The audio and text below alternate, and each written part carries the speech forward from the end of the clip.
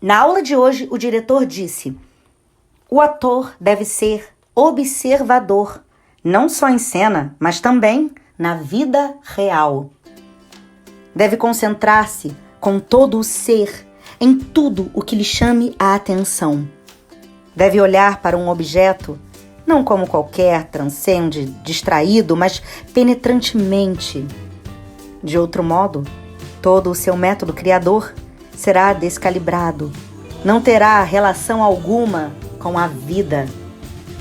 Há pessoas dotadas pela natureza com poderes de observação. Sem esforço, formam uma nítida impressão de tudo que lhe for mais significativo, típico ou colorido. Ouvimos essa gente falar, ficamos impressionados com a quantidade de coisas que as criaturas pouco observadoras deixam escapar.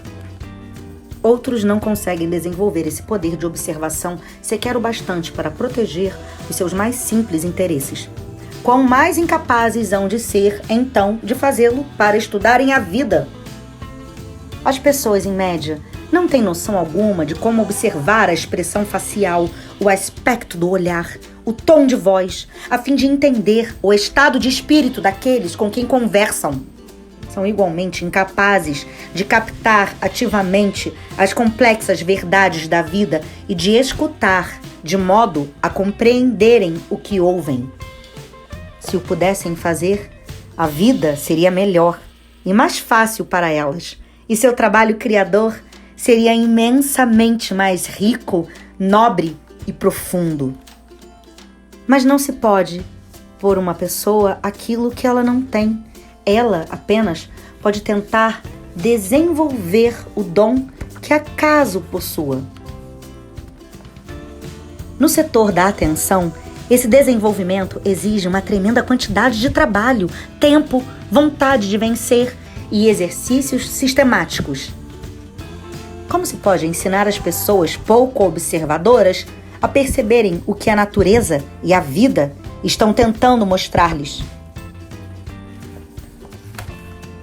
Antes de mais nada, é preciso ensinar-lhes a olhar, escutar e ouvir o que é belo. Esses hábitos elevam-lhes o espírito e despertam sentimentos que deixarão traços profundos na sua memória de emoções. Nada na vida é mais belo que a natureza e ela deve ser objeto de constante observação. Para começar, tomem uma pequena flor, ou uma sua pétala, ou uma teia de aranha, ou um desenho traçado pelo gelo na vidraça. Procurem expressar por palavras o que existe nessas coisas que nos dá prazer. Esse esforço fará com que observem o objeto mais de perto, mais eficazmente, a fim de apreciá-lo e definir-lhe as qualidades. E não evitem o lado mais sombrio da natureza. Procurem-no nos charcos, no limbo do mar, no meio das pragas, de insetos, e lembrem-se que atrás desses fenômenos há beleza, da mesma forma que no lindo existe o feio.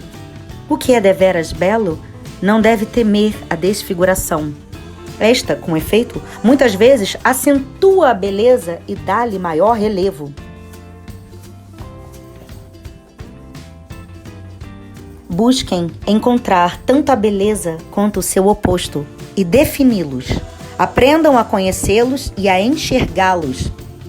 De outro modo, seu conceito de beleza será incompleto, açucarado, bonitinho, sentimental. Voltem-se depois para o que a raça humana produziu nas artes plásticas, na literatura e na música.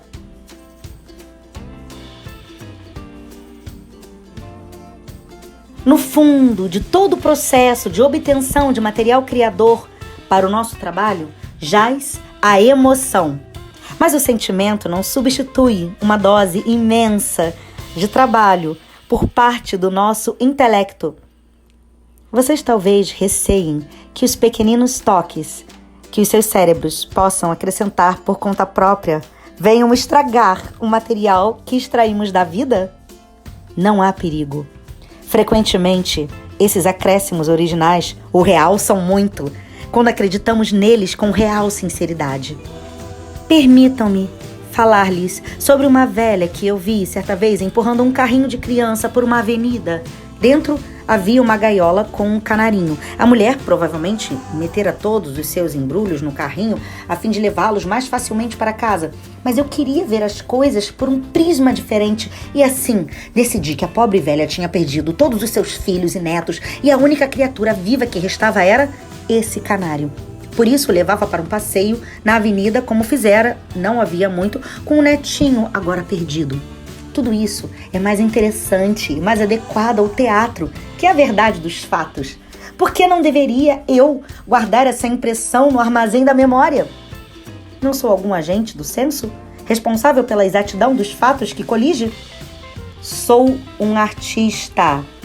Preciso de material capaz de tocar minhas emoções.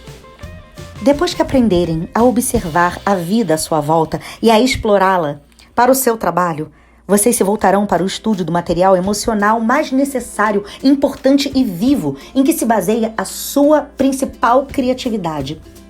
Refiro-me às impressões que vocês obtêm no intercâmbio direto e pessoal com os outros seres humanos. Esse material é difícil de conseguir porque é, em grande parte, intangível, indefinível e só perceptível no íntimo. É verdade que muitas experiências invisíveis, espirituais, se refletem na nossa expressão facial, nos nossos olhos, voz, palavra, gestos. Mas ainda assim, não é nada fácil sentir, perceber o âmago do outro ser, porque as pessoas nem sempre abrem as portas de suas almas e deixam que os outros as vejam como realmente são. Quando o mundo interior de alguém que estiverem observando evidenciar-se a vocês através dos atos, pensamentos e impulsos dessa pessoa, sigam seus atos cuidadosamente e estudem as condições em que ela se encontra. Por que fez isso ou aquilo? O que é que tinha em mente? Muitas vezes não podemos, por meio de dados definidos, chegar a conhecer a vida interior da pessoa que estudamos e só podemos sondá-la através do sentimento intuitivo. Aí estamos tratando com o tipo mais delicado de concentração da atenção e com poderes de observação cuja origem é subconsciente. O nosso tipo comum de atenção não tem bastante alcance para efetuar o processo de penetração na alma de outra pessoa. Se lhes assegurasse que a sua técnica pode ir tão longe, eu os estaria enganando. À medida que progredirem, irão aprendendo um número cada vez maior de meios de estimular os seus próprios subconscientes, fazendo-os participar dos seus processos de criação. Mas temos de reconhecer que é impossível reduzir a uma técnica científica esse estudo da vida interior de outros seres humanos.